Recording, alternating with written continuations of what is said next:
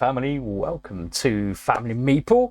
I'm Raymond and this is unboxing of Santorini. So I did miss this in the very original Kickstarter, and I ended up purchasing a copy of this, and it was a bit of a weird one because it actually arrived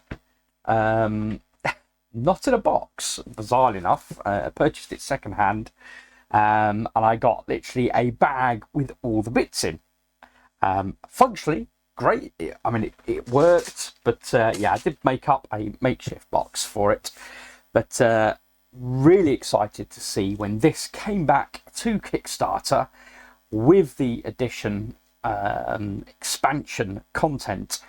Very excited to place this pledge, and this literally just landed yesterday, so really excited to dig into this.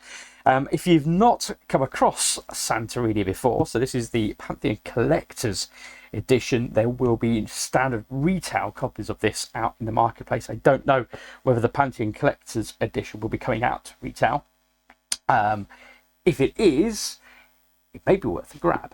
Let's just flick this over, and very much you get the general concept of the game right at the outset on the back of the box. Learn it in 30 seconds, play it for life is the main core concept of this game, and truly it works tremendously well and exactly as described just here on the outside of the box. You move one of your workers on this grid board, you build a piece, so level 1, level 2, level 3, and you win if you can reach the top of the 3rd level as depicted here on the box. That is it. It is ridiculously simple, and I can literally remember when my girls were younger, I would set this up at the dining room table, and literally we had benches at the dining room table, so I would literally have my girls lined up on the bench, and I would play one of them. It's a 10-15 minute game tops. They would then move down, shuffle down, and then play me again the next one, shuffle down, play me again the next one, shuffle down. Fantastic fun. Great way to kill a good hour and a half worth of gameplay, 2 hours, and there are these cards here that give it then a tremendous amount of variability even without this new additional content. Simple for kids and deep for gamers. Tons of unique player powers, so this is what gives it that level of what's the word, I can't remember the word, not abstract, begins with an A, achronicity, I don't know, I can't remember. My brain is absolutely fried, guys, apologies. Yeah, asymmetric, that's the word. Asymmetric powers is absolutely the word. Dear me, honestly. Okay, let's have a look. Apologies, I'm still getting to grips with sleep deprivation. I'm a good 6-7 weeks in now, and occasionally I will get a good night's sleep, but it is very much occasional, and it is absolutely kicking my backside. Okay, let's get into here. Enough of my problems. Okay, let's dig in and see. I'm really excited to see the new content, and they did as part of the Kickstarter introduce some revised sculpts. Very nice. Like it. Ooh, some pretty bags. Okay, liking the bag. Very nice. We got some, it's a proper solid box. Okay, nice. Wow, it's tremendously well packaged. I'm liking it. What else have we got here?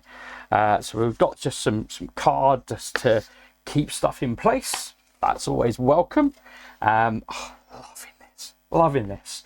So again, yeah, I had to kind of ended up making a makeshift box. Literally, I went online, looked up the dimensions of the original box, and then I just wandered around my local B&M store and found something that I could buy the kids as a little amusement to keep them busy for half an hour that was around roughly the dimension size of the box. Emptied the contents out, so here you go kids, you fill your boots for that. 10 quid, gave me a box to put my copy in. So that was what I had to do. But this, I mean, okay, fine, you know, these are always going to be, yeah, they're very flexible, very flimsy as it were, but do you know what? They do the job, and they just mean literally you open the box, you get these out on the table, you set this up, and you're ready to go. Fantastic. Minimal setup time is absolutely what every game should always be about. Okay, I have no idea what is in here. These are beautiful bags though, I have to say. I'll have a look at those more detail in a moment. Really liking the colours. Beautifully popping there with that graphic design work. Oh, there we go. So some editors credits. Oh, okay, this is actually fixed this time. So the version I had before, loving that. Okay, so the version I got prior to this Kickstarter, this really is a deluxeified version, and I'm loving it. This comes as it comes off as a separate entity. So this time it looks like they've actually fixed it on, which is great. That's fine. It works, you know. But this is fantastic. I'm loving this. So these are actual, you can see there, these raised ridges. So when you put your little houses, your playing pieces, your building blocks on here, they all stay in place. Fantastic. I am loving it. And literally you can see, which is all it took was just a level of that extra level of the plastic little grid just to keep things in place. Beautiful. Loving it. However, under here is the Pantheon kicker, I guess. And they get a nice little leaflet as well. Let's have a look. Because it comes, I didn't even look at this. Look. Oh, so it is the collector's edition.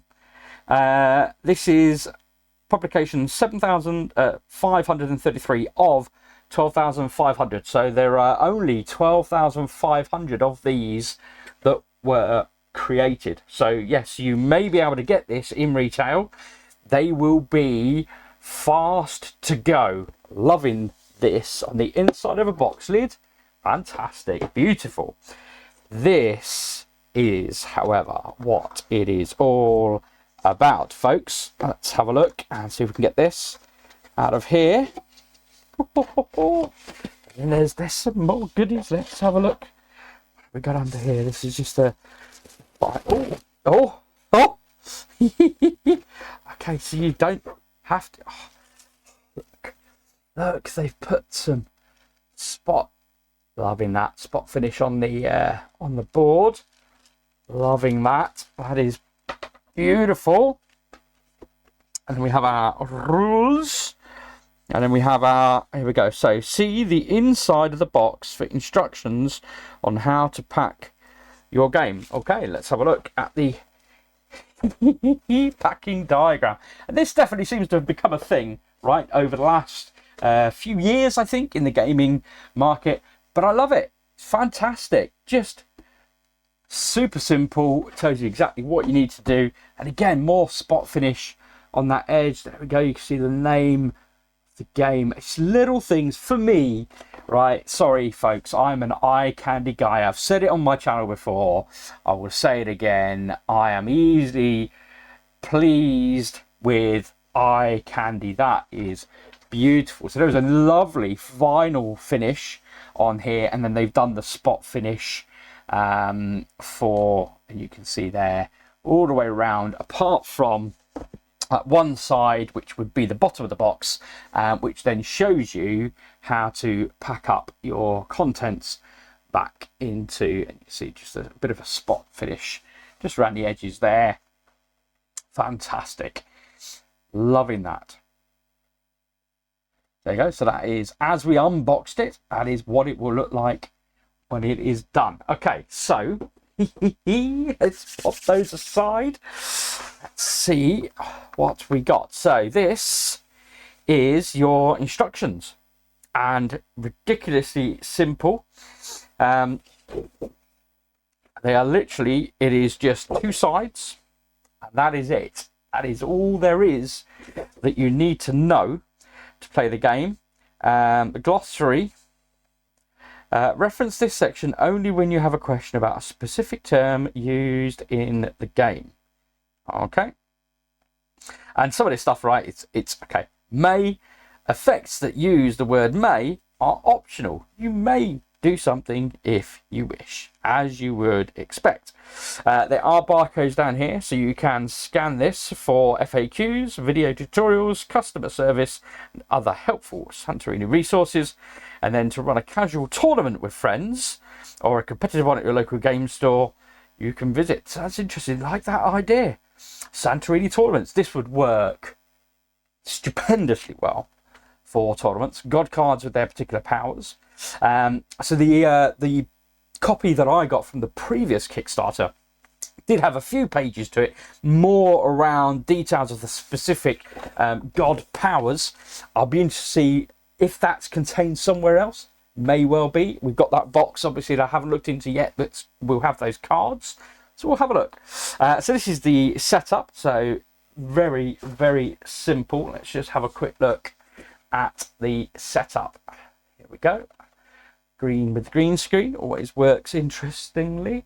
Okay, so to assemble the cliff and the ocean board. So that's what you see here is the cliff sat on the ocean board, and obviously we've got the 2 options available: a static or the other thing, which I'll come to in a moment. One player takes Artemis and places 2 workers of a chosen colour. Okay, and then the other player takes Demeter and places 2 workers of a different colour in unoccupied spaces. Then you're ready to take your turn. And that is it. It's simple as that to set up. And then this is how the turn works. You can move one of your workers 1 space in any direction around you. You then have to build, which is to place down a piece. So if you are wherever you are, if you're next to either the ground, you'd put a level 1 piece. If you're next to a ground piece that's already been built, you can put a level 2 piece, and a level 2 piece already been built, you can put a level 3 piece. That's it. You can cap as well, so that is one of the options, so that prevents someone getting to the top. So if you are next to a building, once it's capped, you cannot climb on top and win the game. And of course then you've got just the additional instructions around the moving, so you can jump down from any level, and you can go up 1 level. You can't go up 2 levels, however. So if you're stood next to a level 3, you can't go from the floor up to the top of level 3 and win the game. You'd have to transcend 1 level at a time. But yes, that is it. Winning and losing. You get to level 3.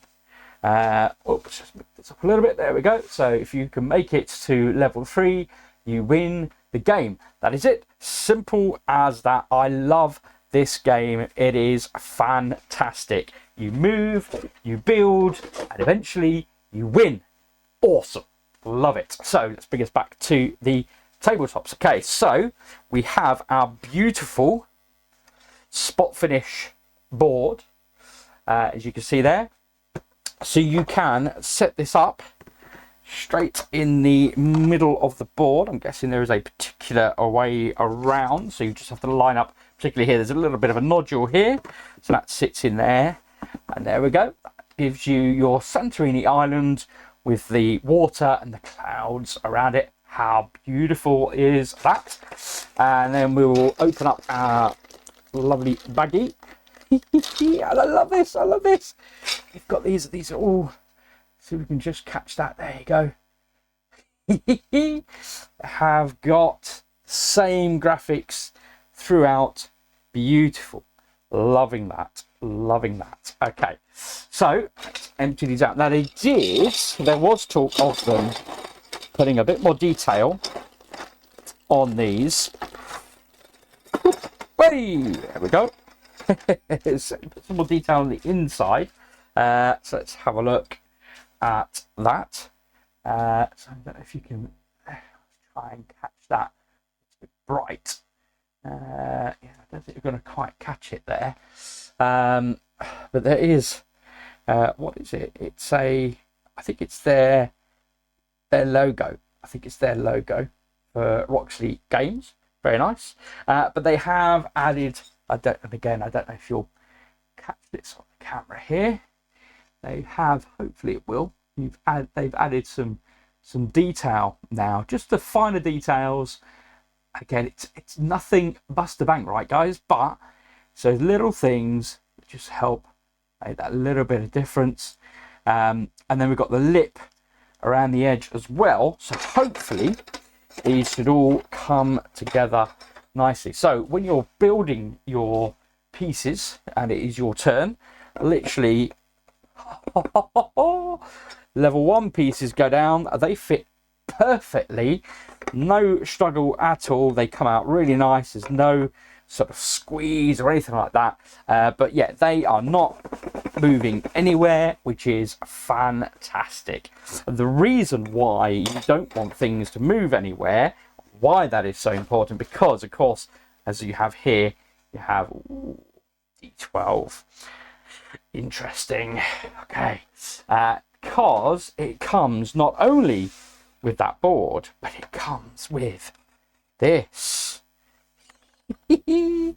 So again, beautifully designed and inset here. So again, yeah, I mean, this is only thin, okay? It is thin, just be conscious of that. But this, to me, beautiful, loving this. So let's find that little nodule there for that sticky out footprint, which is just here. There we go. And we have our Lazy Susan. So you can look at the board every which way. I love it. Works so well. Oh, I love it. It's just those little things, folks. Just those little things make such a difference. Here we go. And this is what you get. So you get nice rubber feet on here. With a central rubber piece, of course, as well. And yeah, you can see there just how well, just a whole bunch of ball bearings in here. It works so well. And again, that same spot finish on here as well. Beautiful. And of course, all of this, I mean, this is harder plastic, but this is all beautifully designed. Love it. And then we find our little foot for that corner there, and we are away. So you can, as you build, oh, sorry about that. That was not the prettiest of sounds. Okay, so we get our level 1 pieces and our caps. We get our level 2 pieces. Whoop. There we go. And oh, it's squished in there. There we go. And these, yep, sit perfectly on top with that little ledge they've got in there. And we have our level 3 pieces. Beautiful. They've just put this subtle bit of sort of mottling, I guess. That's the phrase I would use. And again, let's just see if we can kind of capture that here. There we go. Yeah, so they've put just a bit of kind of wear and tear effect. And they put sort of some brick effect in on there as well, which is great. Loving it. And they all sit so nicely together, as you can see there. And then when you place them on your board, they're not going anywhere. So you can then rotate the board. So when you're trying to work out, okay, what's happening? Where am I going? Where's the where is my opponent positioned, etc. You've got all of that nicely accessible. Fantastic. And I just love the fact that these just come in these 2 boxes. You get them out of the main box. 2 yeah, boxes, pieces to keep all your bits in. Then we've got the little caps, which again just situate straight on top. and beautiful. Everything fits perfectly, which is lovely.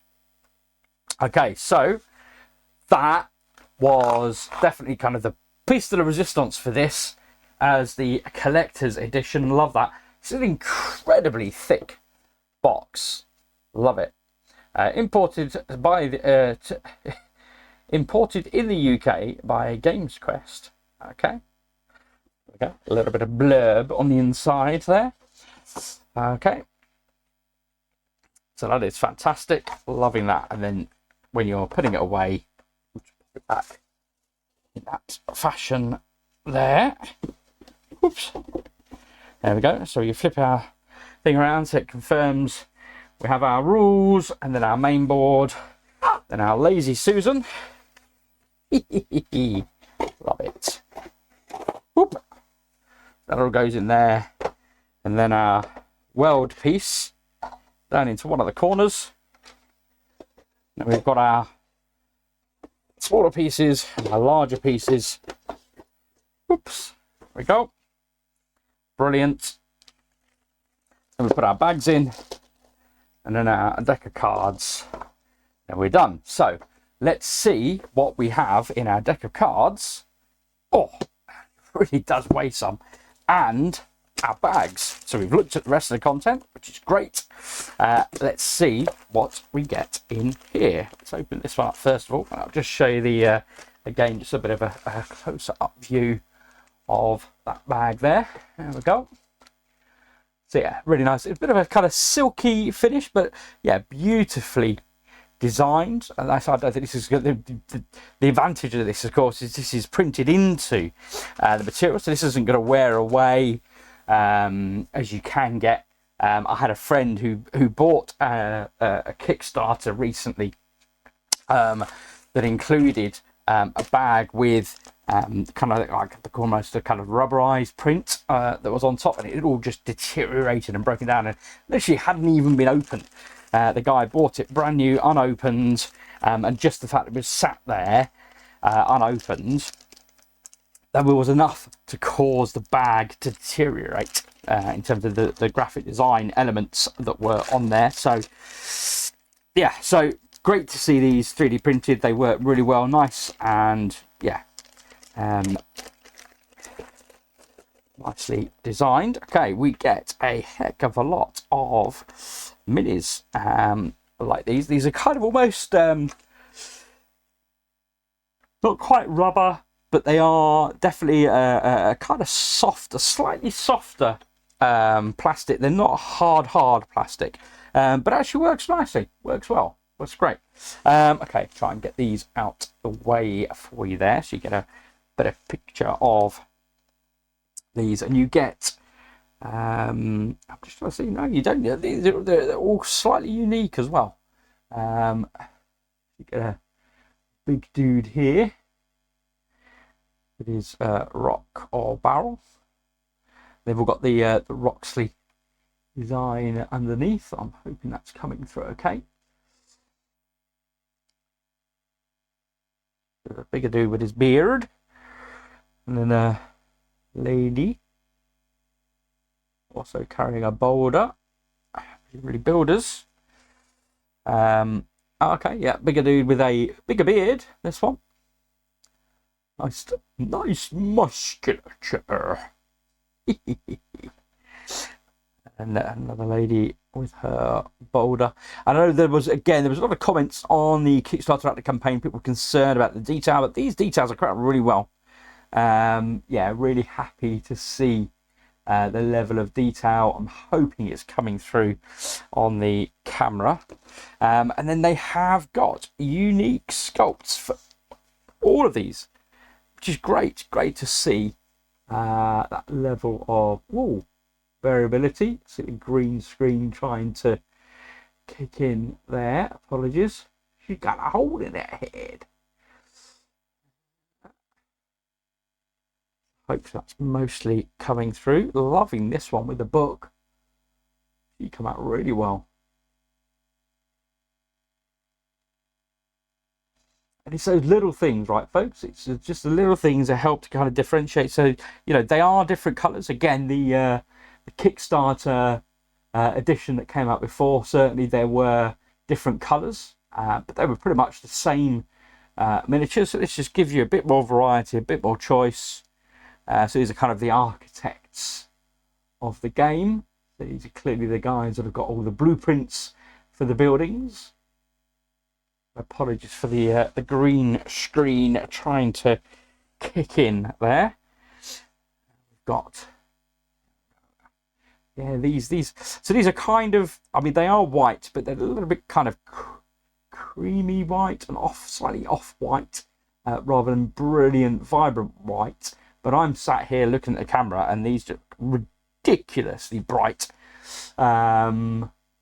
So I'm hoping that these are coming through okay for you guys. And these are, yeah, these guys have got their sledgehammers, guys and gals. I do like the fact that you've got 2 females for each and 2 guys for each, which is great. So, like I say, for my daughters, not that it's ever bothered them. We've never had any specific conversations about concerns, certainly from their perspective, of the way women are portrayed in games, or the way some games may have more guys than ladies and what have you. Never been a thing in our house. I don't know if it's a thing in your guys' houses. Let me know if that is something you have run into. I do remember lots of online content and conversations around Gary Gygax and Dungeons and Dragons, and conversations with his daughter around that. Let's have a look. So I think this is a new expansion edition of piece of content. There we go. It's a gladiator, I would guess, and a boulder. Oh, no idea what these are for. There we go. And then there was the expansion box that came out with a whole bunch of new god powers that you can utilize as your asymmetric worker abilities. And the Golden Fleece is what that is. That was the original expansion that came after the release of the first version of the game. Okay, so pop those away there. Very good. So there are our figures, and let's see what we've got in here. I really have no idea. Oh, there's that D12. I saw that was being alluded to. Okay, and again we'll have a look at the graphics on here, and you can see it's quite a silky finish, but that print really pops. Beautiful colour, works ever so well. Loving that, loving the design. Nothing more to be required. That works great. Okay, so let's dig into what is this lot. I have got no idea what the heck any of these things are. There's a lot of acrylics in here, and that was the one other thing that I did acquire as well as part of this Kickstarter with these 2 boxes, was the acrylic upgrades. Yeah, these do look unique compared to these ones, so I don't know. I'm guessing I haven't seen anything requiring to be punched. There may be something still in this box. Yeah, and so you can see some of these dudes, they've got this. Now this is a seal box. This is not a box bag. Use my teeth. Get in there. That's a wee beauty. Ooh, there we go. Gone. Okay. These are really nice though. Wow. I mean, I've got no idea what they're for. They are so smooth. So smooth. And then these. These. Oh, there we go. Oh, perfectly designed so that when they go all the way in, they fit flat on the table. That's beautiful. And we've got a whole bunch of these in here. I'm guessing by the number of bases. So look, so we've got a gladiator and a dragon. Oop, let's move that across. There we go. You see that? That's beautiful. They've come out really well. Such ditty little pieces. Oh, we've got more of these dragons. Okay, let's get those all mounted up then. Interesting. All different dragons. This one's more of an attack pose. Okay. Oops. Get some nice little acrylic pieces that look like workers. Some eyes. Okay. some beautiful artwork, and again, just the finish on the on these acrylics are just gorgeous. They really, because of the gloss finish on them, they really pop. Absolutely stunning. Okay, let's see how the green screen copes with these guys. So yeah, so definitely got the green around the edges, so that's giving it, but you can see there the shine on these things. I mean, it's beautiful, right? But yeah, same graphics front and back. So we've got that flavor, if you like, and another flavor. And like I say, I have no idea in the game what these are used for.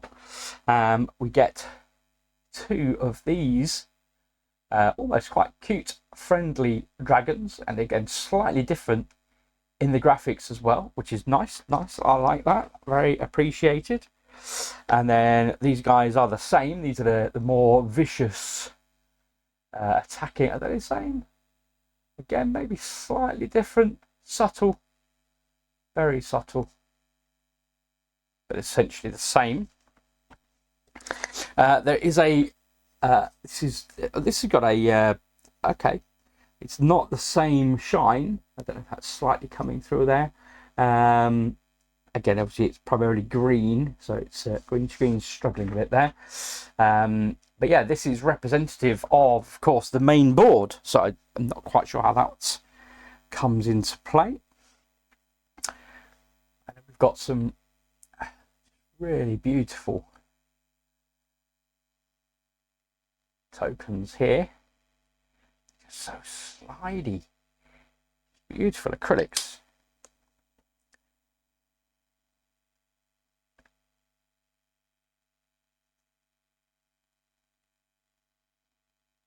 More characters.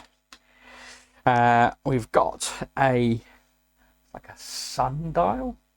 Oof. It is yellow, but for some reason the green's trying to kick in. There we go. I've got a whole bunch of eyes.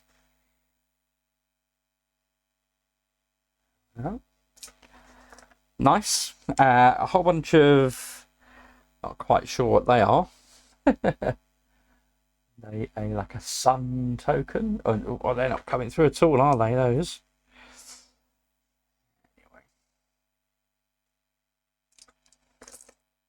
Anyway. We've got some, are these like hourglasses or some such?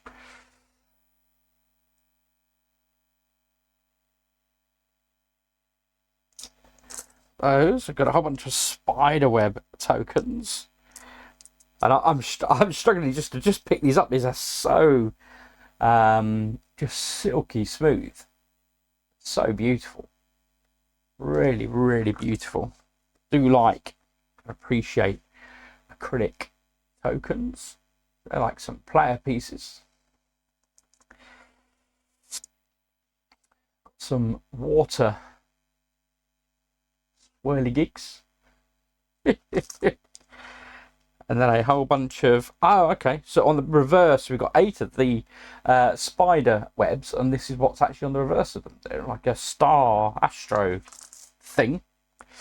We've got a nice watery blue tile, and then a single, like a crater. And then here we go. This was what I was alluding to, that I think I thought I saw, recognised the look of on the edge of the board. the D12, and you can see it's quite a chunky D12. That's certainly not a small die. So yeah, like that. So that is what comes in that bag. So you can see these are beautiful, really, really nice acrylics, stunning. So yeah, I don't know, but I would guess if it's a non-collector's version of this that you are purchasing, my assumption would be these would be kind of punchboard pieces. So you'd get maybe some cardboard to represent these instead of the acrylics, perhaps. Don't know. So let's pop all of those away, and the eyes and the dice. There we go. Okay, so they all go back in the box. So they'll situate slightly underneath there. Oops, that's two of those, and then it's just about having enough room for, of course, the box of cards, which we'll dig into now. Have a look at that, and then of course we can fit the extra packaging pieces back in. That'll just give everything a little bit more support, so you don't have to do that. Go. Okay, so a quick look at the Roxley box. So we of course got the brass set for brass Birmingham and Lincoln. There we go. Got Santorini. There we go. Riddle Sphinx is the other box. We've got Radlands and Skyrise. So these guys have done quite well for themselves. I think Santorini was certainly the first one that I was aware of from these guys. Dice Throne as well, of course. Part of their suite. Lots of Dice Throne, including the Marvel. Whoops. Santa versus Krampus. I did try and get this for my 14-year-old, but unfortunately it was out of stock. I didn't manage to get it in time for Christmas, so hoping I'll grab that for next year. And the accessories, a 10% discount code. Like it. Okay.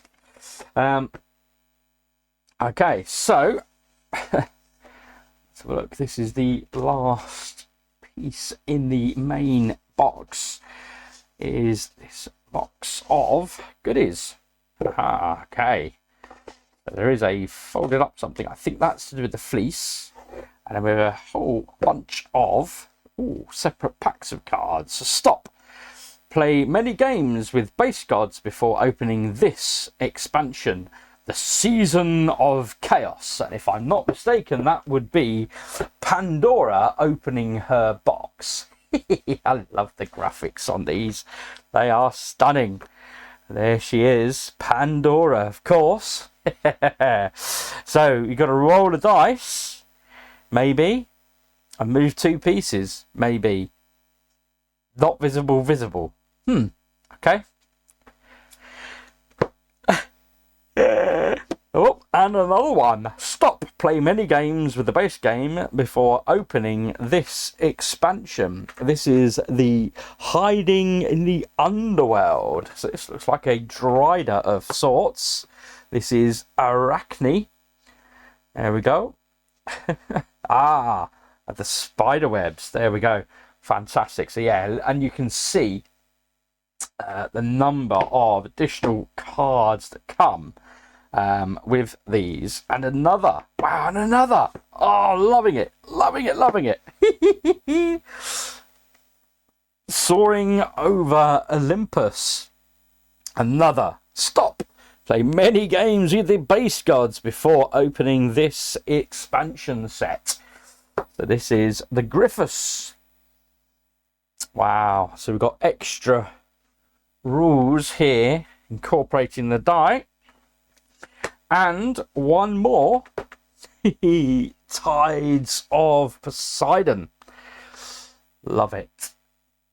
These are fantastic.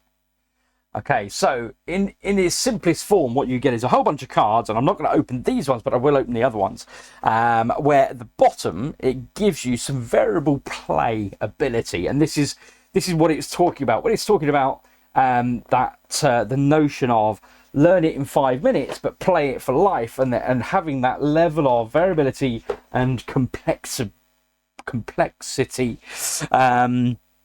for the gamer community beyond just the simple gameplay mechanisms. So fantastic, loving that. So you get 4 packs of god powers that are far more complex. I dare to use that word. So yeah, there we go. And then we've got a golden fleece little build thing here. Zoom out of it. There we go. It's a little screen you can build. Oops. There we go. I believe this is the Golden Fleece expansion content, because I have got, I can say that, with the other set previously. Okay, so a couple of the other gods featured on the inside of the box. There we go.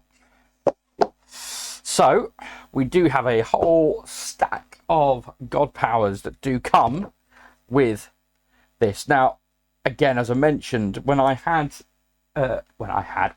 my current copy of this game, which I managed to acquire,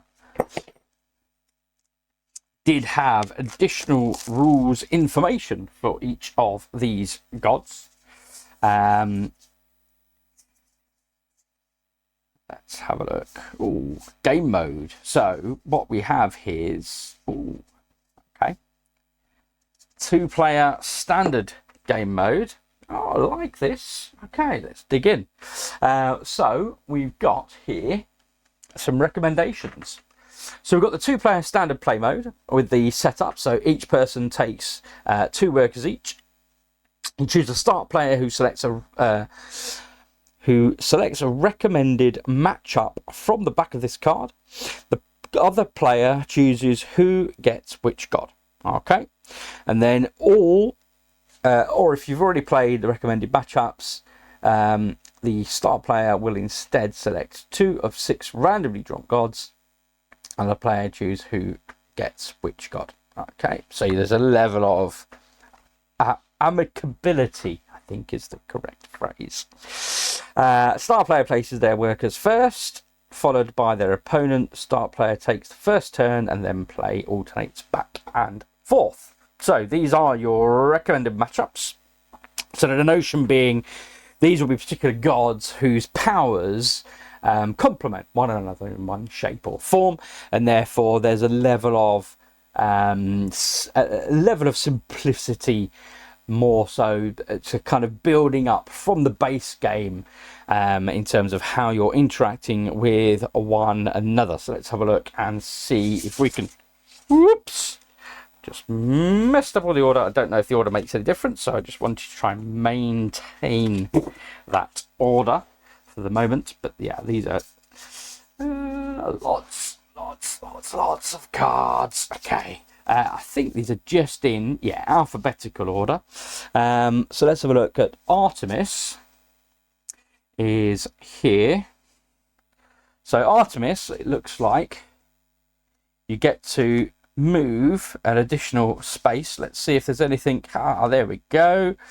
Goddess of the Hunt. On your move, your worker may move 1 additional time, but not back to its starting space. Okay, so you can't move and then go back again, but you can move an additional space. So that's why they've done away now with the extra pamphlet, as it were, of information around how the gods work together, as they are now all printed on the back of the card. Fantastic, love that. Make use of that additional real estate.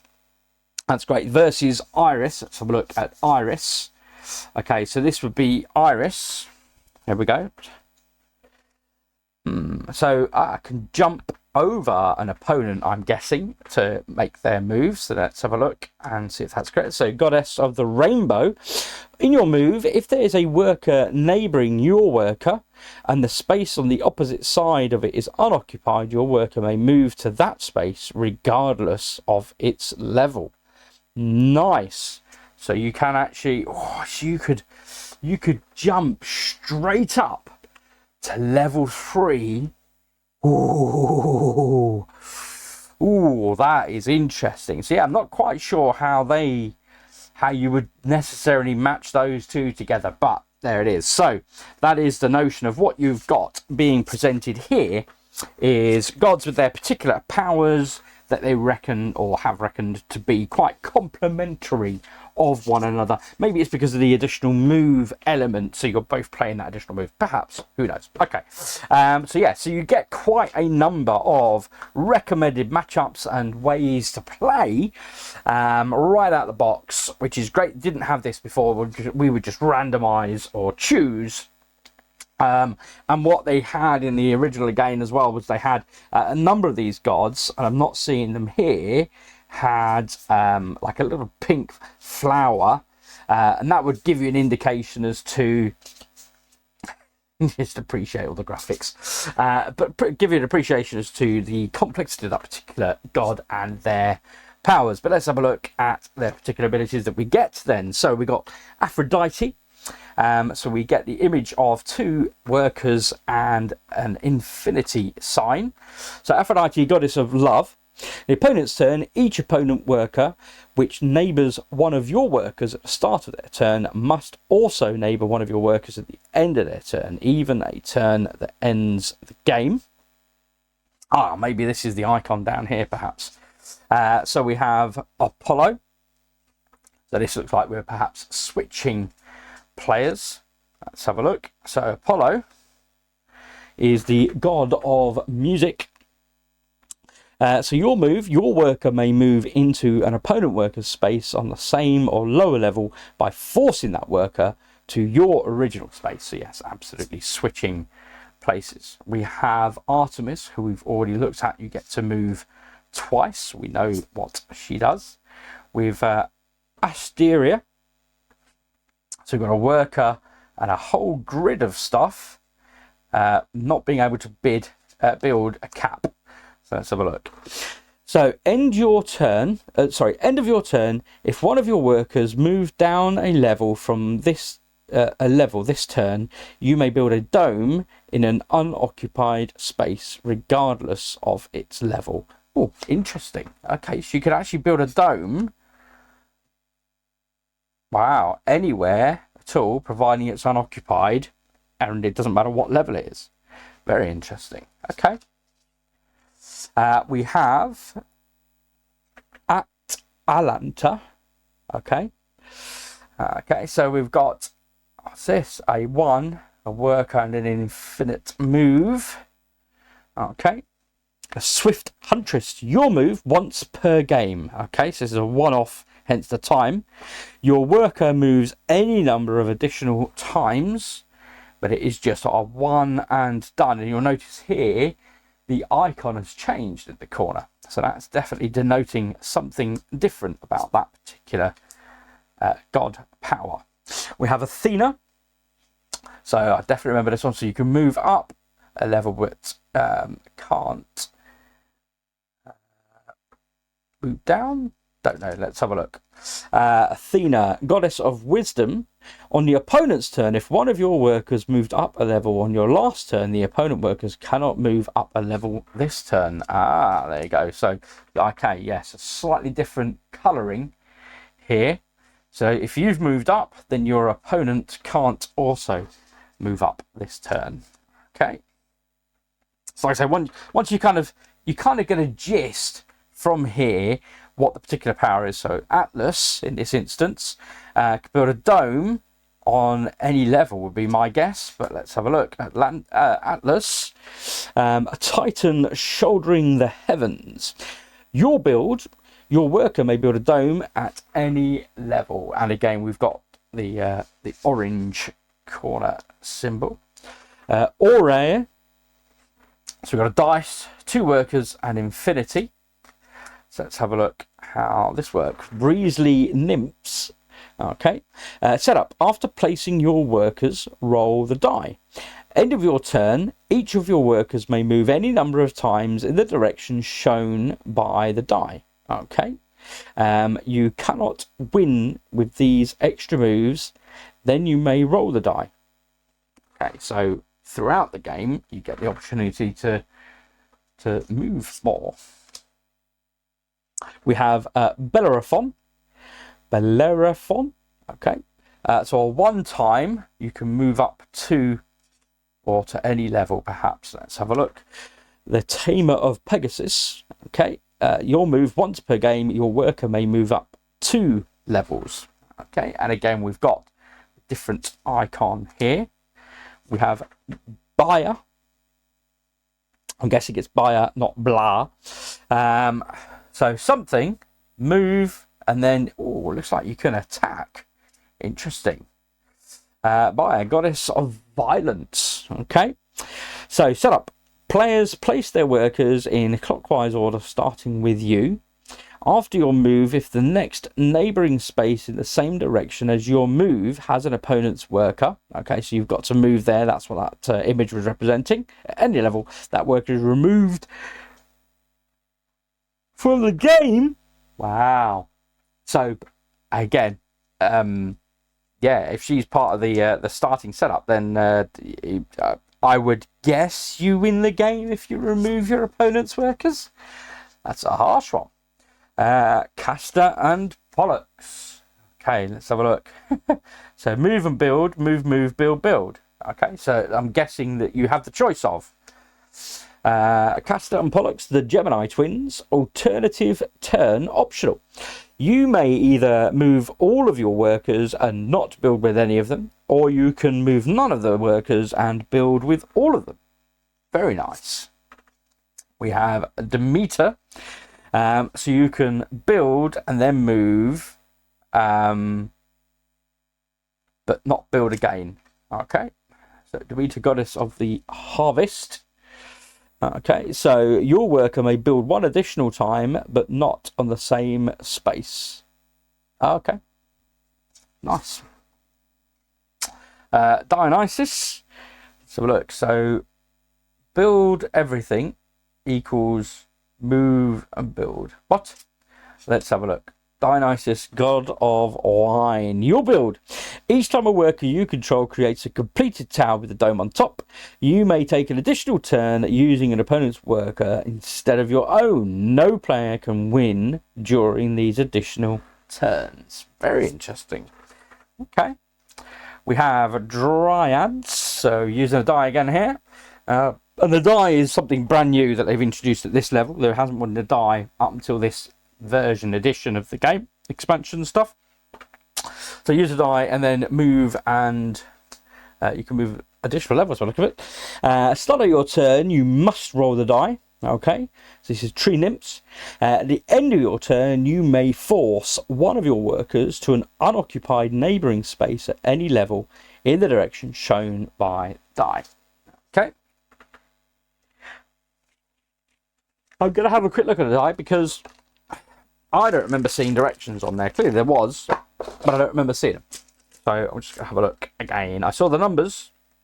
I obviously wasn't looking for directions. I'm just going to have a look. See. Whoops. Where's the...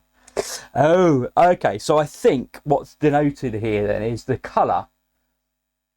And obviously you can see the green not coming through on the green screen. So I think the colour is denoting then the direction. So if we go back here, there it is. So north, south, east, west. There we go. So when you roll the die, that is denoting the direction that you're moving in. Okay, yeah, brilliant. That works well. Yeah, so you get that duplicity in terms of the functionality of the die. Very good. So we have Eris. Okay, so let's have a look. So she gets a this, you can send someone to sleep and then build. Dear me. So Eris, excuse me, Goddess of Discord. Alternative turn optional. You may move and build and even win with an opponent's worker as if it was your own, as long as it is not the worker that they most recently moved. Very interesting. Okay. Whew. So we have Eros. So what is this? So if you can get 2 people on the first level, you can win the game. That's my assumption here of what's happening. Eros, the god of desire. Setup. Place your workers anywhere along opposite edges of the board. Alternative win condition. You also win if at the end of your turn all of your workers are on level 1 blocks that neighbour each other. So there is an extra clincher. Okay. For 3-player games, the neighbouring spaces must be on the same level but at any height. Same level. Okay, but at any height. Yeah.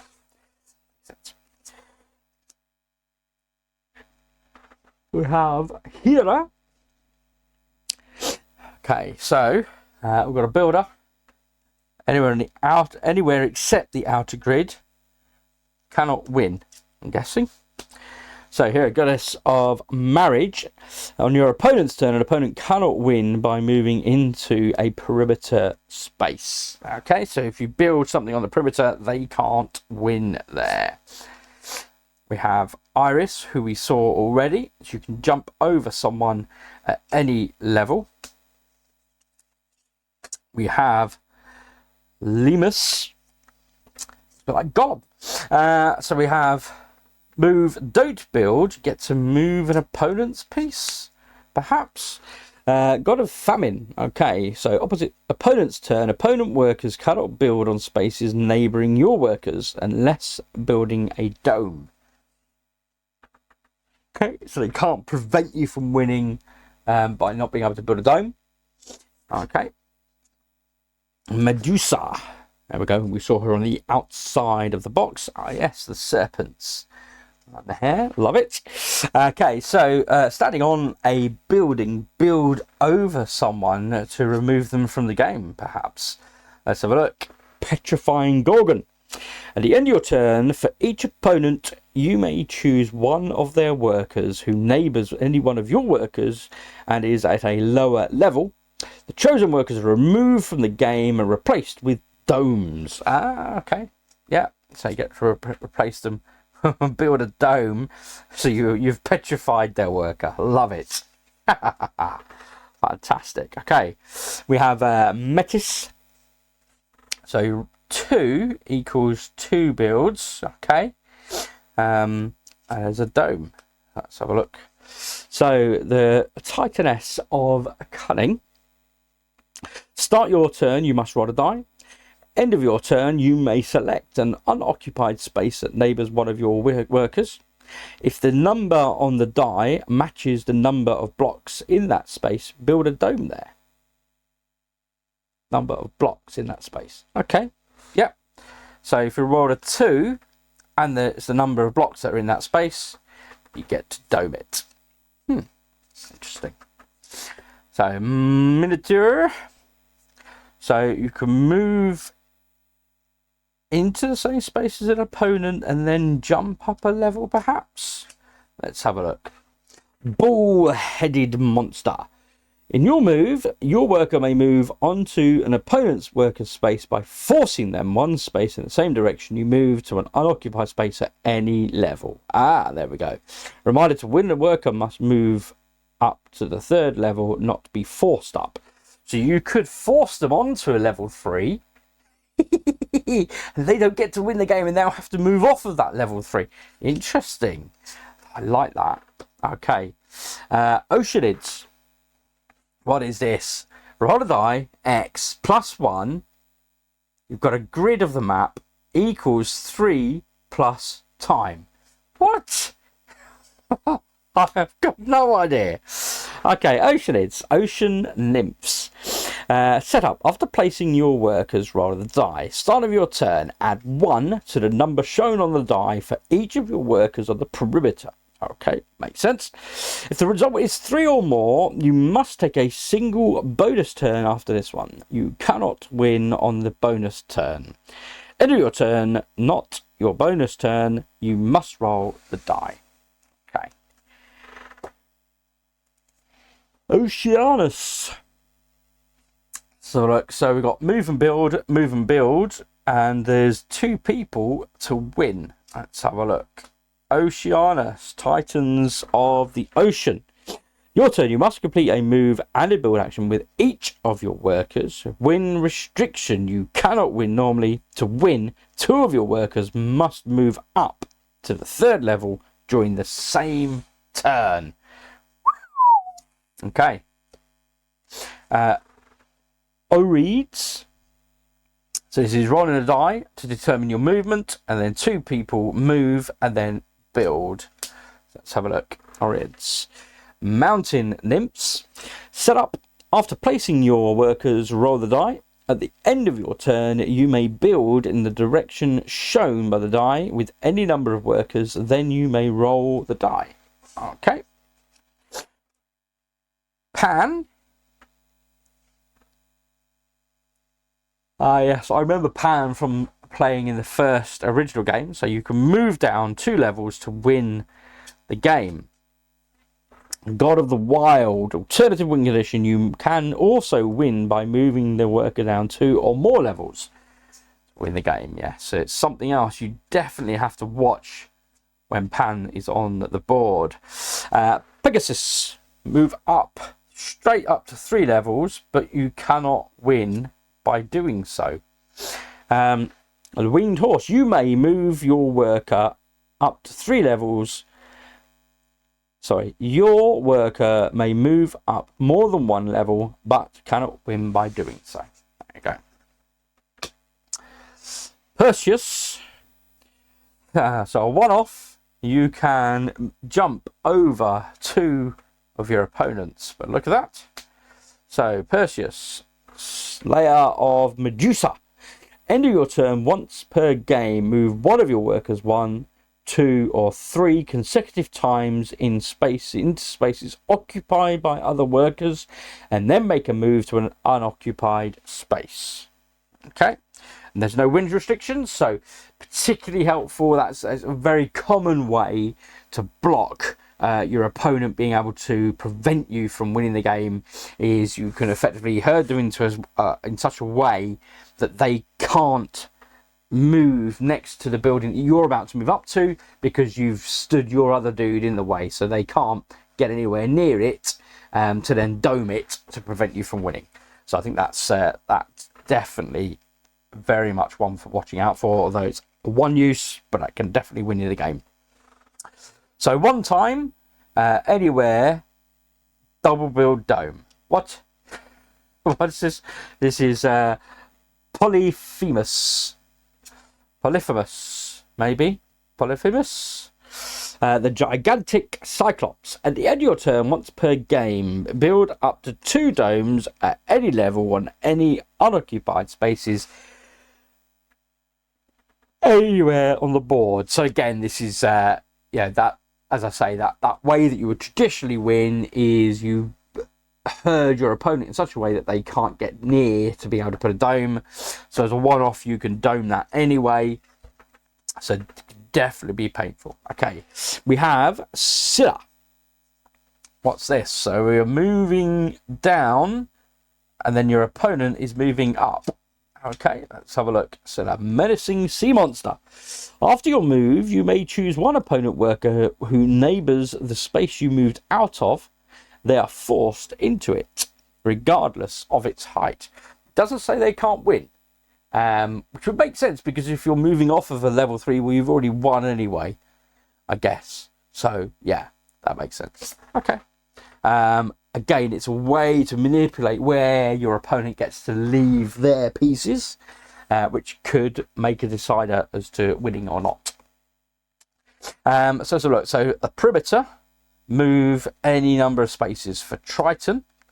Let's have a look. God of the Waves.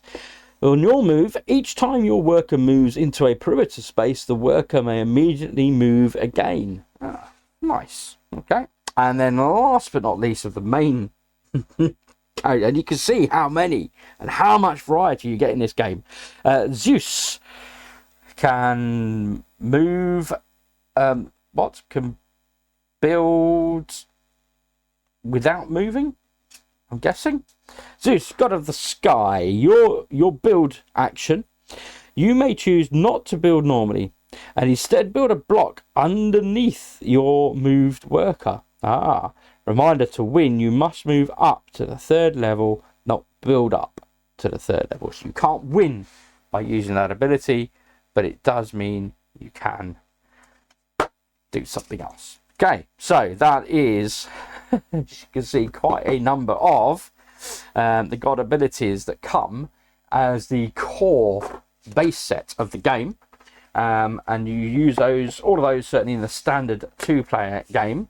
There are rules in here for 3-player standard, 4-player standard, and the Agora. Now, we just see about the 3-player. They did include rules for 3-player in the original game. I wasn't particularly convinced it worked, but let's have a look. So each player grabs their workers. Choose a start player who selects a recommended matchup from the back of this card, or if you've already played for a number of times, then the start player instead selects 3 of 6 random drawn gods. Okay, include, here we go. For the most interesting matchups, include a god with a pink or a purple. Okay, so we haven't seen those, I do not believe.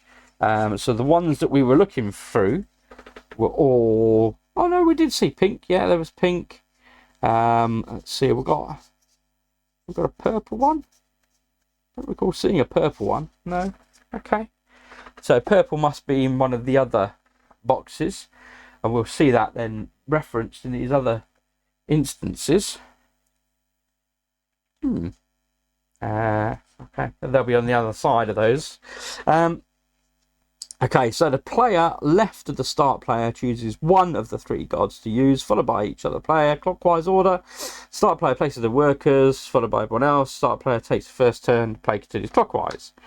And then we can see the different trilogy of. Let's have a look. So, mode rules.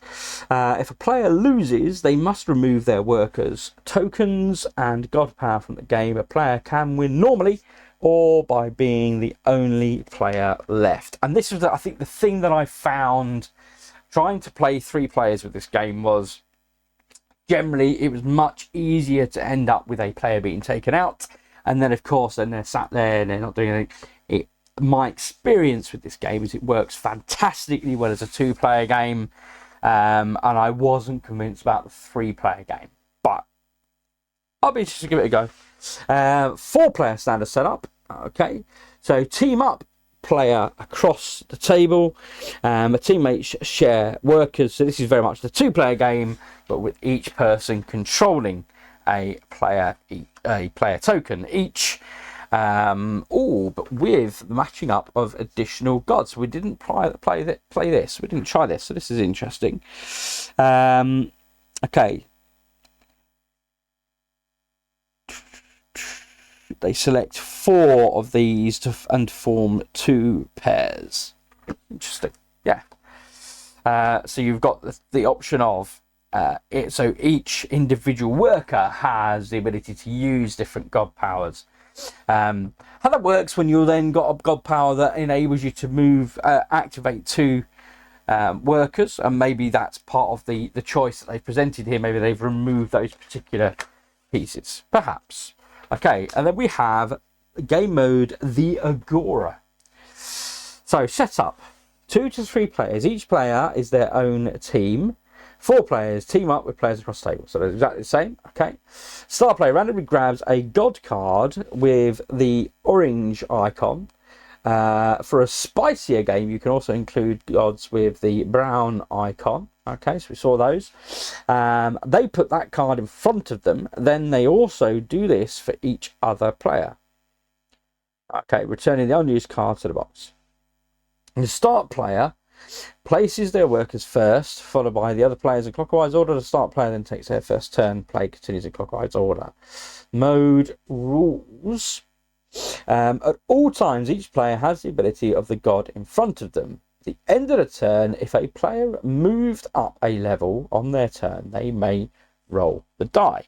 If the die roll is 1, 2, or 3, all players give their god card to the player on their left. Okay, so the idea of having this, the Agora is very much rotating those god powers as you play throughout the game. So it's using the die and can be used 2, 3, or 4 players. Okay, so there's some different modes of play. Like I say, I'd seen certainly, I think they made reference to probably 2, 3, and 4 players. The Agora's new. It just simply adds in a rotation of those god powers. Do I want to dig into these? I think I'll leave people to discover these additional goodies on their own. But you can see a lot more powers. And leave a comment below, though, if you want me to go through the additional powers, if that would be appreciated. I'd be more than happy to do that. But otherwise, they're going to go back in my ickle box for safe keeping. So, put those away. There it is. That is safe and sound. This back into here. It should all fit nicely into box. Beautiful. That is there's a big token there. There we go. So that is everything all packed away. This one works quite well. I find I didn't need the other pieces quite so much, and yeah, there was that to go back in there as well. Put back in there. Otherwise, that is the new collector's Pantheon collector's edition of Santorini, and in a moment we'll come and have a look at the piece that I am most excited. I mean, the difference they made, the little things, right? The little attention to detail in terms of the grid actually all holding your pieces in place. They're not sliding around the place. Beautiful, love that. Really simple addition. Just a little detail to the fact that all of your workers are unique. The fact that all the pieces that you're using to build with are all slightly sort of mottled and whatnot. Just those little bits of attention to detail do make a difference. Loving that. Beautiful stuff. But I'm really excited to dig into the Riddle of the Sphinx, and I'll do that in just a moment. So this is the other item. It really is quite a size as well. But yes, excited to dig into this. Let's have a look and see what we have here on the back. Journey together through a book of puzzling scenarios. Can you foil the Sphinx's plan and save the Greek Isles? So you see, we'll be using the die here. We have some brand new items that will be included, hopefully, in this box. The Riddle of Sphinx section brings 22 cooperative maps to the classic competitive game of Santorini, and that, for me, was a big part why I wanted this. So this adds the co-op play to what is already a really strong competitive play for 2 players. Let's have a look. So you've got 22 beautiful maps, captivating solo mode, lightning fast setup as always, and drop-in adventure. So explore all new mechanisms such as resource management, tower defense, and even boss battles. Your achievements get recorded after each game, unlocking exciting new powers. Open the book and any page and just play. So look, 1 to 4 players, takes 30 minutes for ages 8 and above. So they reckon. Let's have a look. And I don't know how this is even going to fit on the table when this opens up, because this does look to be incredibly large, but we will see. Okay.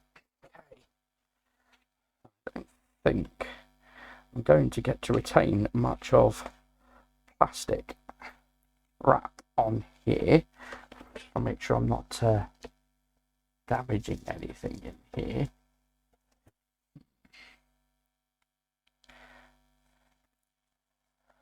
See if I can slice carefully enough. Hopefully that's done the trick. See, the same this side. Let's try and cut deep enough to get through the plastic. Oops, there we go. Okay, I think we're in. Have a look. See. Oh, I just got a waft of brand new. Which I love. Okay. We got, wow. Okay. So, we've got a beautifully sculpted insert. So this is very nice. Okay. We have some tokens and a board. Okay. We have, here we go. This is what was featured on the back here. We get another die. So if you do buy this standalone as an addition to your existing content that you may already have for Santorini, then you have to have the die so you can play this accordingly. We of course get a Sphinx. You don't have to put anything together, so this is all pre-made, and our bridges, and there's some extra hidden cards under there. Do not open until instructed. Okay, I'll put it back then. And I get some more God Powers or solo mode gameplay cards. Have a look at those. There's no such instruction on those that we can't open and have a look. Okay, and then we'll come back to the books. Let's have a look at these other items in a little bit more detail. First of all, oh, there we go. That's all the plastic wrap gone. That didn't last 5 minutes, did it? There we go. So let's have a look at our pieces here. They are beautiful, I have to say. So you get to see them in all their glory. They've done a great job on sculpting those. If it's coming across on there, you've got like a kind of stone effect and some little steps going up to, up to the bridgeway. Very nice. You've got 3 of those, all exactly the same. And we saw on the back how they will be utilised throughout the game. Having to create bridges for specific elements of the game. Okay. What do we look at there? Let's have a look at the new miniatures that we get. Okay. So again, beautifully sculpted. Again, there was a lot of concern on the chat during the Kickstarter around the quality of these, but no, they have come out beautifully. So you've got a level of detail just around the edge of the base, and yeah, just really nice detail on that shield. Hoping that's coming through. Very good. And we've got a wise old person here.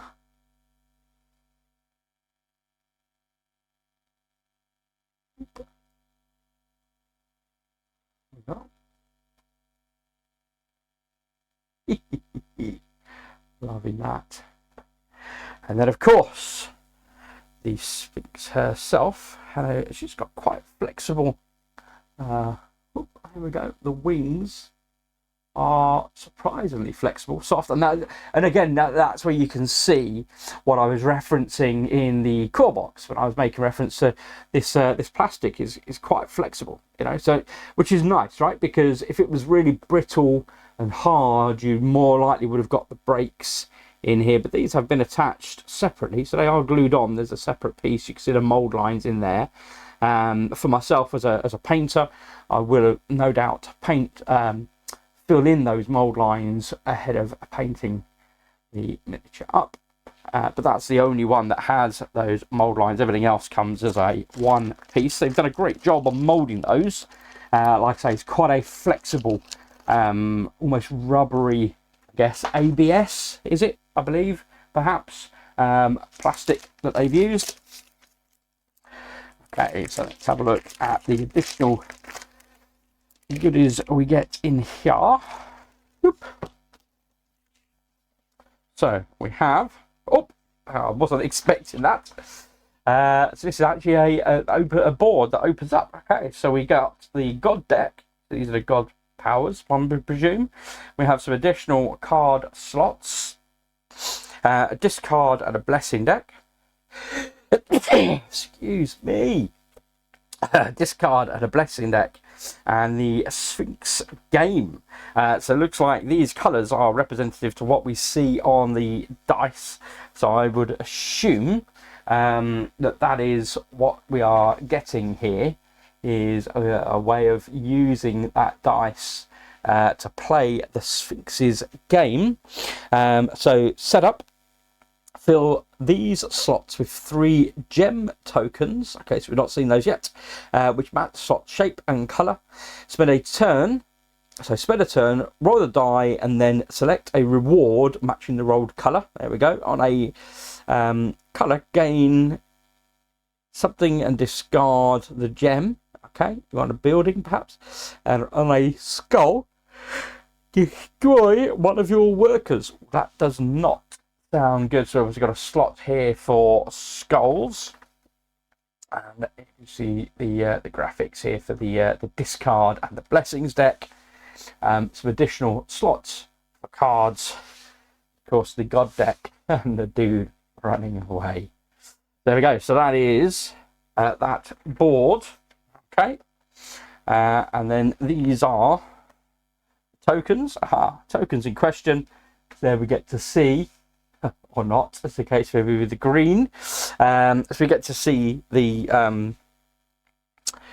colours there. So we get like a level 3 build, a level 1 build token, and more level 1 builds, and a couple of level 3 builds. Perhaps we get a life token, and then there's some kind of compass pieces here. There we go. And they are the same, or it's almost the same on both sides. These are dark. They're the same, but the 3 level include a cap as opposed to that side. Interesting. I wonder what they are used for. So let's go back and have a look at this wondrous book.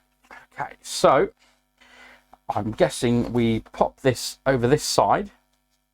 The Book of Riddles. Let's have a sneaky peek look inside. Okay. It's interesting it doesn't sit level when it's opened up. That's bizarre. Okay, so I'm guessing it's because one sits inside the other. So I'm not entirely sure if you just play outside of this, you just take it away, take it out perhaps. Let's do that. So that's interesting. I'd have thought you'd be able to just open it up within the box, but not. Okay, so let's have a look at the rules first of all then. Here we go. Some beautiful. Embark on an adventure to solve the riddle of the Sphinx. Work together with your friends over 22 unique riddles, making creative use of your god powers and limited resources to fulfill the riddle's objectives. There we go. So that's the blurb. Lovely, loving the graphics. Fantastic, as they have always been. It does require the base games, of course, the main building pieces, your workers, these are going to be required to play this. There we go. So then we have some silver half coins and silver 3 and 4 coins. 1 and 2 coins, and then 3 and 4 coins. Okay, so there's a difference there. And some gold 1 and 2 and 3 and 4 coins. A health token, some blessing tokens, the Sphinx gems, and the game die, which we're going to repeat of. We've got this rulebook, which is this what we're looking at now. We've got the actual Book of Riddles itself. Here we go. So we got the King, which we saw, the Wanderer, and the Sphinx. We have in packets then, in addition to that, we have some blessing cards, some friendly gods, and some base gods, and solo mode cards and player aid cards. Always like to have player aid cards, really helps. And a mystery pack, and that is the pack that says do not open. So we will not open those. Okay, so let's have a look. Stop! Before going further, open the book of riddles and read the story page, then play the quick Sunshine and Seashore tutorial. And then here's about how to sort of setting up a riddle, etc, etc. So let's have a look and switch over to the book itself. Okay, beautifully illustrated. Look at that. Oh, that is some gorgeous artwork. Truly, truly, truly. And I like the fact that it's ring bound as well, so you can open it all the way up, you can flip it all the way around. That's going to give it a good level of wear and tear. Before that, it's going to give or cause any issues in terms of gameplay and utilization, which is fantastic. So take heed, for a creature both wicked and vile has noticed your peaceful and fun little isle. She conjures up perils of her own delight, trying your courage and cunning and might. Formidable riddles for 20 days hence. Each day bears a challenge that you must commence. Pass all her tests, for your life's on the line. Fail and they fear upon you shall she dine. Learn how to defeat her, then locate her lair. She will not relent till you strike with great flair. Now go, warn the people, this job I entrust. With you as the leader, they'll do what you must. Okay, so how now play the Sunshine and Seashores tutorial on the next page. Go. So I'm not going to dig into the gameplay itself, but you have a summary of the actual gameplay on one side, and then you have the actual board that you're going to be playing on directly. So rather than using what we've seen in the core box, this book becomes our board. So reward, add a dome to the stockpile. So we've got some place for the silver coins and the gold coin. This ends the riddle. Sunshine and Seashores tutorial. This short tutorial will teach wonderful players how to play. Overview. Every riddle has a silver and a gold objective that we are trying to fulfill together. To do this, we'll need we'll need to gain god powers, stockpile supplies, and move, then build with our workers in order to collect all coins. Okay. Place your basic game of Santorini nearby. You will need access to the workers, blocks and domes from this game. You will not use any cards from it, however, as Riddle Sphinx uses its own cards. Okay, so none of the gods that we've seen featured in there will be featured in this gameplay. It has its own unique set of cards. Okay, so set up the Sphinx board, this book, sorry, above this book. So that's where we will grab our Sphinx board. There we go. So we'll set this up above the book board, the book. Okay, so that is the table presence itself. That's what that will look like when it's set up. Locate the blue base gods from the Riddle of the Sphinx. Find Demeter, number 4, Minotaur, number 8, and Morpheus, number 9. These cards form your god deck, which will go here.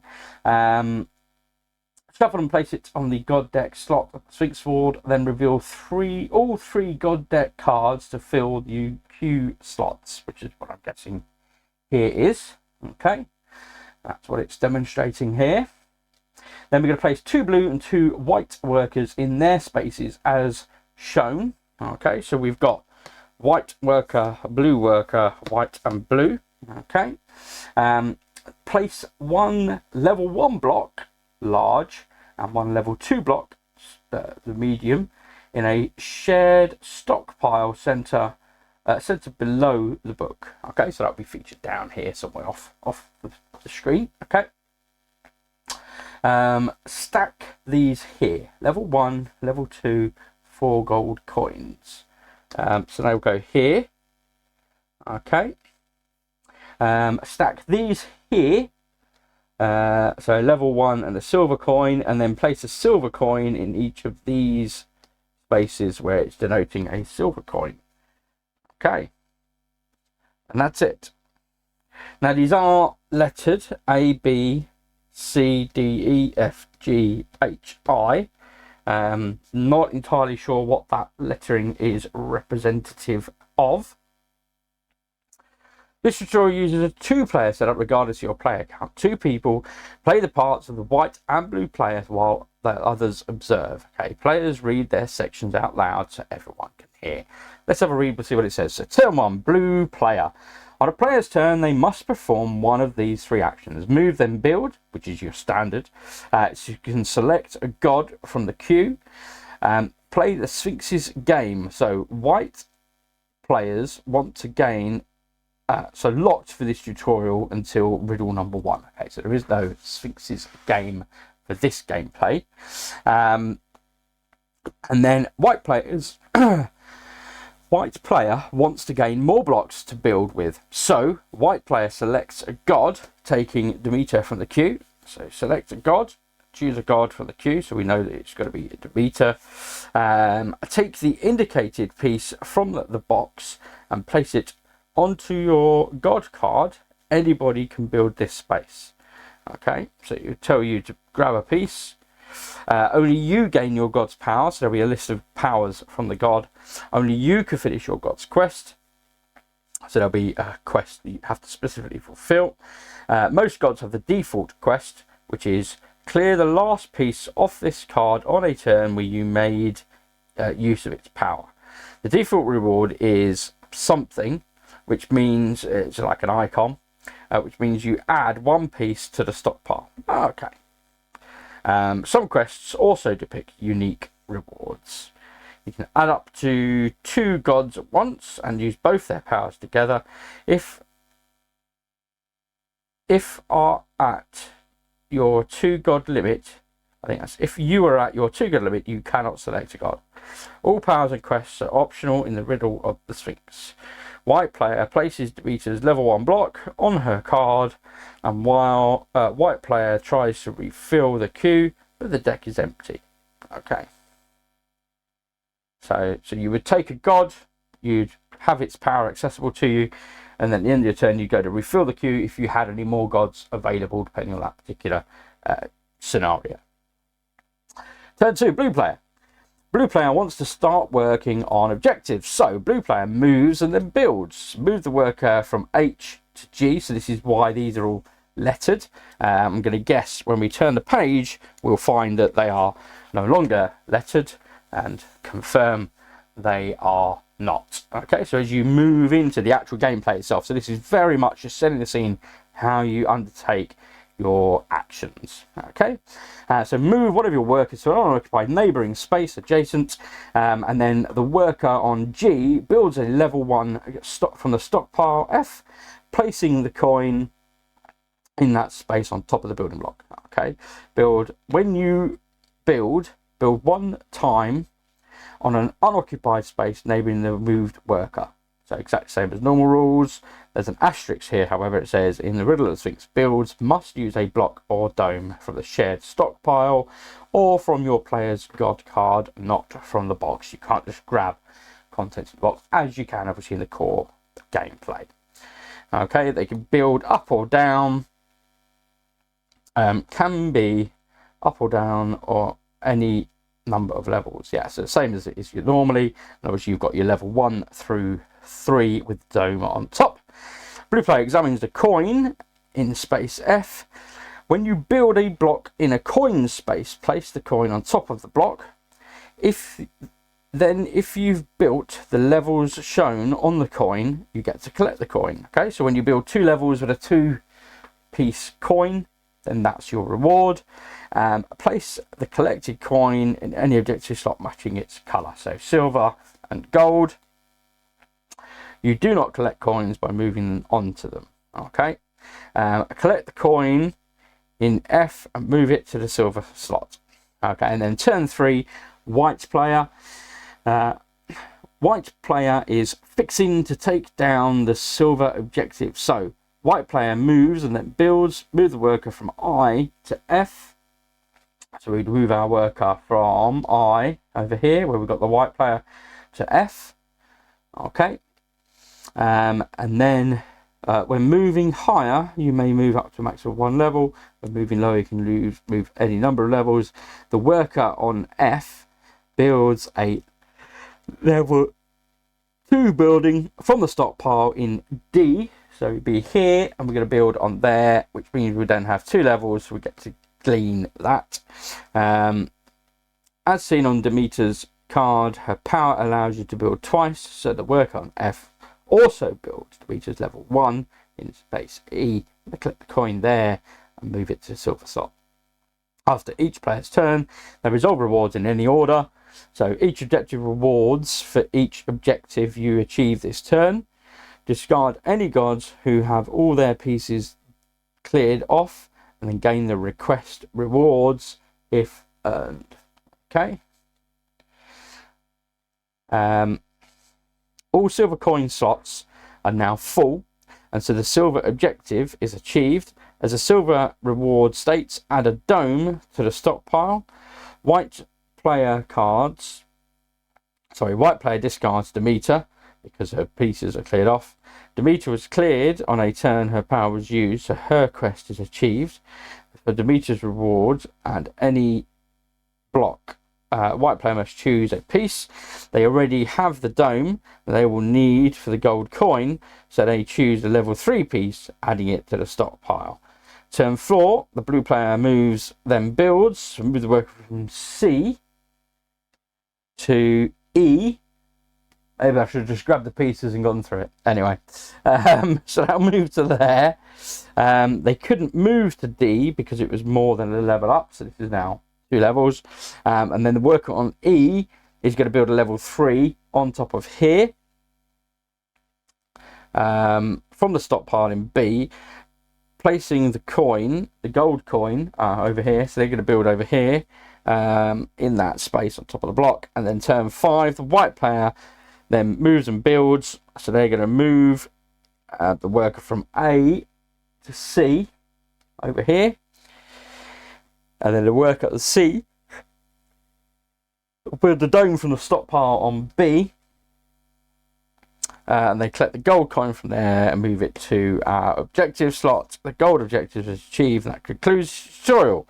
Open the adventure book to page 6 and follow its steps. After that, move on to a riddle number 1.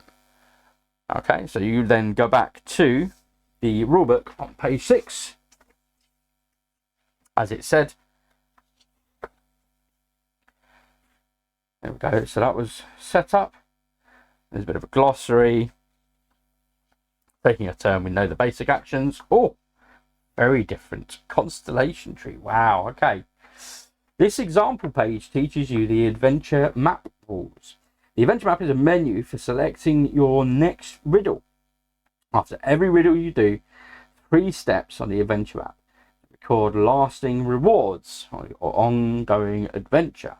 Okay, so we get an adventure map, played a riddle, assign this book. Okay, so you put a bunch of names in there. New participating players sign the quest book. Just completed the tutorial. Start your adventure now on the first blank adventure map page. There's no need to bring the same players to every riddle. Ooh, look at that. What? Ooh. Ooh, are they all the same? That's the question. I think they look like they are. Yes, they are. So you get lots and lots of these. Wow. That you can fill out. Very nice. I like that. So that is really what the majority of this book is pages that are representative of the adventure map that you get to fill out. Nice. Okay. I like it. So your actual rules, another adventure page. So your actual rules consist of 7 pages, if you include the fact that the first page and 2 and 3, well, the first and second page are just some graphics. The third page is your itinerary of what you've got, and then you've got a run through of the tutorial and basic rules, and then how to use the constellation tree, and then you're into the game and you're filling in the constellation tree as you complete your adventure map. Fantastic. Wow. Okay. And that's it. So let's have a look how the adventure map works. So there's many islands, each with a sequential set of riddles to solve. The riddles on Paradise Isle teach the game, so we recommend starting here. After completing an isle, you can progress to any other isle, starting with the first riddle on that island. Okay, so let's have a look. So these are the different isles, as we can see. And we'll start off with the first one at each island. So you start at the top and work your way down. Okay, simple enough. Each riddle page number is shown here. Yep, so we're going to see, yeah, all right, so that's the numbers that are representative are within the main book. So if we go here, this is the Lost Sea on page 5. Go over here, this is Silence of the Gods, page 17. And then riddles have up to 4 objective circles corresponding to their objectives. So you've got silver, gold, heroic, and godlike, which we've not seen any of the latter two. And after playing a riddle, record your achieved objectives by shading in their matching objectives circles on your adventure map. You can replay a riddle anytime for fun or to shade in previously missed objective circles. You gain no further rewards for achieving a specific objective a second time, and then you just shade in the circles as displayed here. Okay, that's it. Let's have a look over here then. So we have the constellation tree previews each god that you can unlock during each of the gods' constellation shows. Their starting brick or bricks. Okay, yeah. So each one has got a little brick that's available to. So when you put that card out, you get a brick added to your stock. Their power types, whether they are a mover, a builder, or a specialist. So that is denoted. So look here. So next to the name of the particular god, there'll either be a blue icon meaning they're a mover, a brown icon meaning they're a builder, or there'll be a purple icon meaning they are a specialist. A summary of the god power there, so you can choose. You don't have to look at the cards themselves. You get a nice little summary in the constellation guide, and then their card number to make it quicker and easier to find that particular card. Each time you shade a new adventure map objective circle, you must also shade a diamond, not arrow, okay, along any path anywhere on your constellation tree. Okay, so there's diamonds. So diamonds are here, so we're going to shade those in. Okay. Whoops, I lost my rules page. Loving this. Okay, anywhere on the path on the constellation tree, a fully shaded path connects two god constellations together. Okay. If shaded paths connect a god to the center Polaris, which I'm guessing is this, they become a friendly god. And you must shade their tick. Starting with riddle 3, you will be required to select some of your friendly gods to add to your opening queue. And then finally 3, shade diamonds. If you just did tutorial, you just shaded 2 adventure map circles, objective circles for sunshine and seashores. You must now turn to your constellation tree and shade in 2 diamonds along any path. So having done the center one, you get shading 2, so that gives you immediately access to 2 of these 4 initial gods. You can shade these 2 red suggestions or make your own choice. So the suggestions would be to do Hermes and Hestia. Okay, but you can make your own choice. And then final rules. Starting with riddle number 2, you will use blessings. Blessing tokens are collected if a worker ends a turn on them. This draws a blessing card, placing it on top of the god deck. Once blessing cards are revealed in the queue, they can be discarded for a one-time power. Okay, see blessings on page 4, so we skipped over that rule. When a riddle instructs you to choose a friendly god from the constellation tree, immediately shading one of the unfilled arrows, if any, pointing towards the chosen god. There are 20 numbered blessing cards. During setup, the blessing deck is assembled by finding any blessing cards whose number is equal to or less than blessing score. Okay. Looks like an 8 perhaps. And is this our blessing score? All right, so you start with 8 on the blessing score, and then you get to +1, +1. So there'll be various additions that we can add as we continue to unlock the constellation tree. Each time you shade in all 3 arrows surrounding a star, you'll also add +1 to your blessing score. By fulfilling it, each time you increase your blessing score, you are unlocking a new blessing that might be drawn from your blessings deck in future plays. So that's what's featured just down here, is a space to record your blessing score. So you'll start off with 8, and then as you unlock these and fulfill all these 3 arrows, you'll then get to add +1, and then you'll colour it off on here, so you can go up to 20. And that's it, and that's how you play through the map, and you play through the specific scenarios and stories.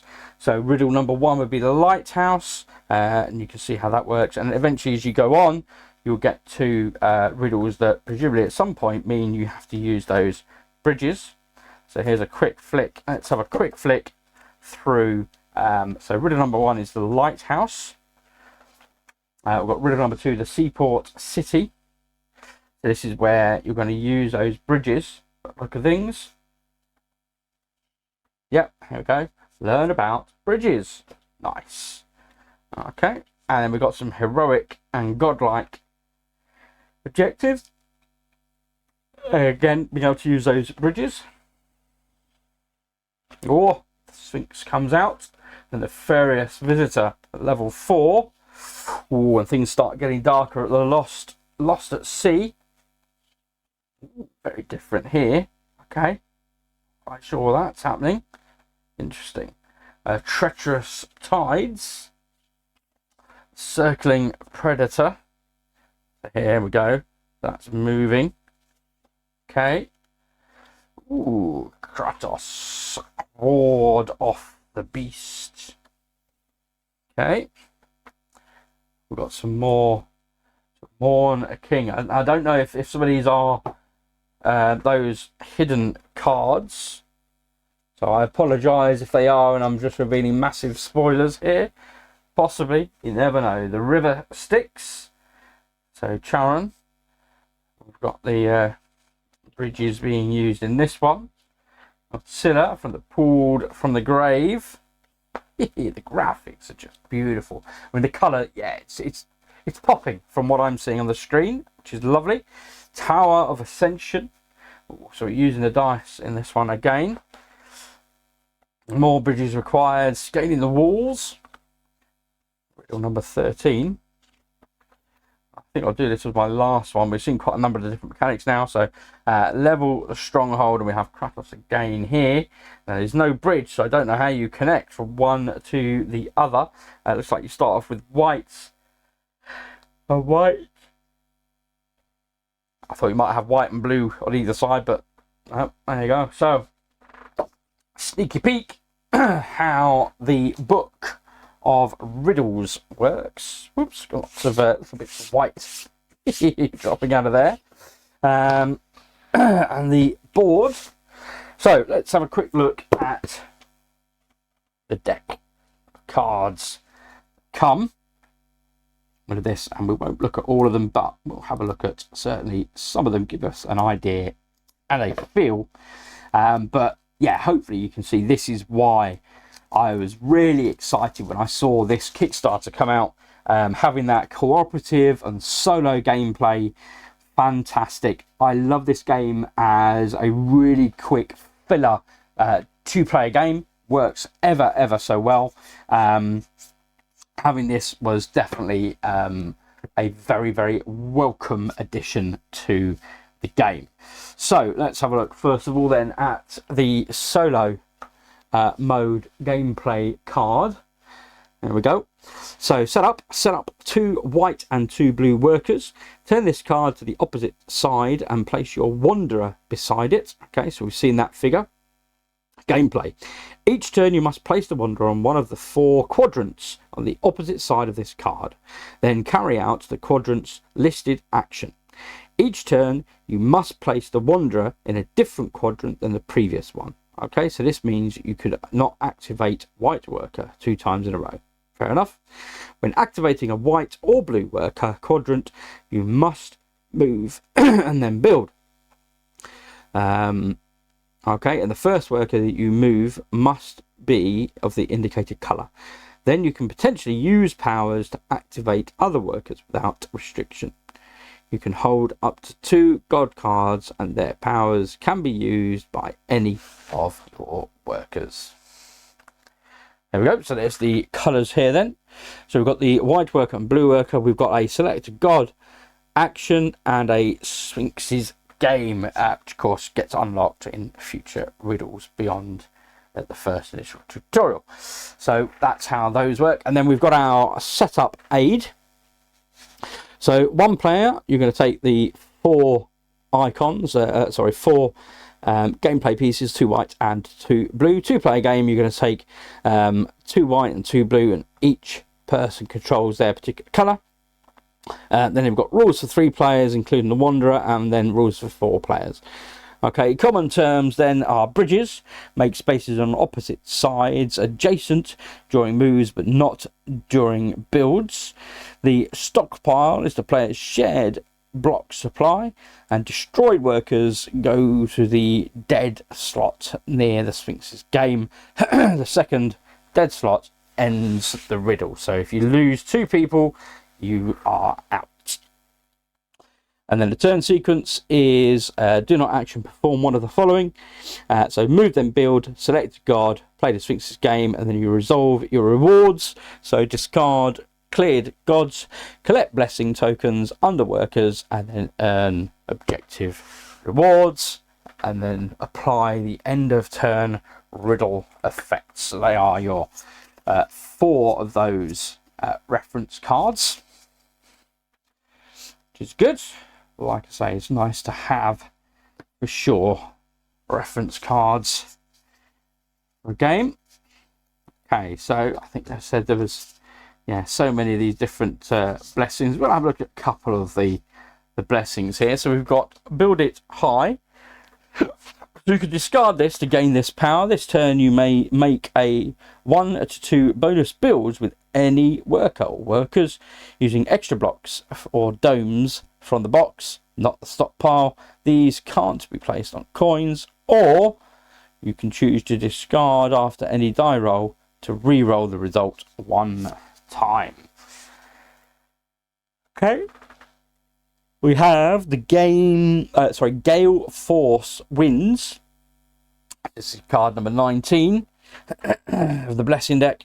So discard this to gain this power before your turn. Where does it say how much it costs you? I guess number 19, number 20. Okay, maybe these are the levels. So before your turn, choose an orthogonal direction. Each worker will simultaneously force 1 space in that direction at any level if able, or discard after any die roll to reroll the result. So let's just have a look at the level 1 card first of all then, which we'll have very early on in the game, as opposed to those 2 we just looked at. Discard to gain this power. This turn, each time you would roll the die, declare 1 result you refuse before rolling. Re-roll until you do not get that result, or discard after any die roll to re-roll the result 1 time. Okay, so you have one that's a proactive, so you have to make a choice before you enact. The other one is reactive, in that if you make a dice roll and you don't like that dice roll, you can then discard the blessing in order to re-roll it once. Okay. And then these are our presumably friendly gods, again all in alphabetical order. They are all numbered, so you do get 28 of these. Let's have a look at the first couple then. So we've got Apollo. So it comes with a blue movement power, and he comes with a medium size level block. And when moving, you may move to a space occupied by another worker by forcing them to the space you moved out of. So you switch your place of positions, and then quest is the default. Clear this whilst using its power, and you gain any one piece from the box to add to your stockpile in terms of the building pieces. Okay, so that's how that works. Let's have a look one more, which is Ares. So again, another movement piece. You gain a piece of your choice onto this card, and when moving, before moving into a space, your worker may first destroy the top level of a tower there, and the quest is cleared. When you clear this while using the power, and you gain an extra block of your choice to the stockpile. So yep, so that's how they work as we've seen and followed along. And then we have some other gods. So I'm guessing these are the non-friendly gods that we could potentially try and turn to us. Okay, so this guy's a builder, Anatius. So he comes with a base level, and after your first build, you may move and build with an additional worker of any colour who is at ground level. And then when you clear the quest, you clear this during your second build, you gain an extra piece to the stockpile. So you get an idea how these gods and the blessing cards work when playing through the different riddles and scenarios. So and just to confirm, we have another 12 of the additional gods, as well as your 28 base level gods, 20 blessing cards. So lots to be working through, which is what you want. Lots of content in here, and that is it. That is what you get in the box of riddles. So these all go in there, go back in, in there. So they're the solo mode rules, and everybody just fits nicely into their own little, nice little tray. That's nice. Okay, so that means these were in here and the cards were in there. There we go.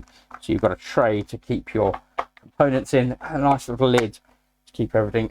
So you put tokens in the tray, which leads me to the one other thing that I did acquire, and this is again the deluxe edition of the Riddle of the Sphinx. So it does have its own number on here. Ooh, that's a bit loud. Okay, and then the other thing that I did get, so as an alternative to those cardboard tokens, what I have here then is the acrylic token pack. So again, nice long lasting acrylic set. It sounds so beautiful. Okay, so you see, just so shiny, shiny, like shiny. Sorry.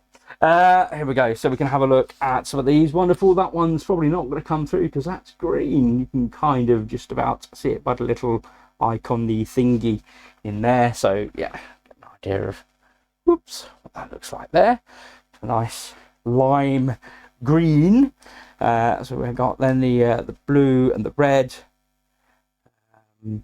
Yeah, blue, red and green, because the red has the purple and orange. Okay, so we've got those. And then we have the life token. Very nice, very nice. So we've got a nice little, taking it off the screen there. Nice little gem heart. Very good. And then these, of course, are the blessing tokens. And the gold tokens, cap and not cap, and then the other levels, so that denote what rewards we get to fulfill those particular objective requirements. I can't quite get them over the edge of the table. There we go. And I'm afraid, apologies, the green screen doesn't do the colours justice. These really are very beautiful and they really do pop. So just bring those up to the camera there. Get an idea. Just really vibrant gold and silver. The blessings. But yes, beautiful, beautiful acrylics.